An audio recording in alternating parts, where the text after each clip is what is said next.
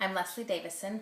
I wanted to add to the written portion of my application. I feel like I was able to get logistics and purpose and a plan in the written portion, but I wanted to add to kind of the why I chose this topic, why I want to do this. And it has to do with the particular personality of the city of Gloucester. It's not just your typical, I don't believe, New England fishing town. It's not just quaint. It also has a quirkiness, it has a grittiness that's unique to Gloucester, I believe. So I wanted to give two examples of that kind of personality. One is, there is a part of Gloucester called Dogtown, which was one of the original settlements which fell into disrepair, or people left, and there's sort of mystery about it, why it's no longer inhabited, and whether or not there was witchcraft, or there's a lot of possibility, but no definite facts about what happened exactly. But now it's wilderness. It's many acres, and there are winding paths through the brambles and the grasses, and it's New England. There are lots of granite boulders around, but about 30 of them are carved with words or sayings, and they're things like loyalty, truth, perseverance, work hard or study, be on time, help mother. There's one that says never try, never win. And what happened was, there was a guy named Babson, and he hired, during the Depression, he hired out-of-work stone carvers to do this project, like an early installation. And it was sort of a public service. And even when you're looking for them, even when you're going to Dogtown for the particular purpose of finding these rocks, there's still a surprise.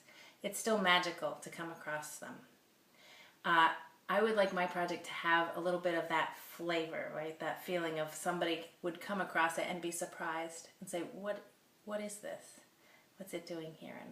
And be delighted and feel a little bit of that magic. So that's one example. The second example is, every year in late June, there is St. Peter's Fiesta, which is a festival that happens in Gloucester. The Cardinal comes, he blesses the fleet, there's rides, there's fireworks, there's fried dough, the whole bit. And then there's an event that happens down in the harbor. So in the water, there's a platform built above the water, and sticking out from the platform is like a telephone pole sticking horizontally. And the telephone pole is covered with a thick layer of grease. And the event, for obvious reasons, is called the Greasy Pole. Usually about 40 guys get taken out there on boats.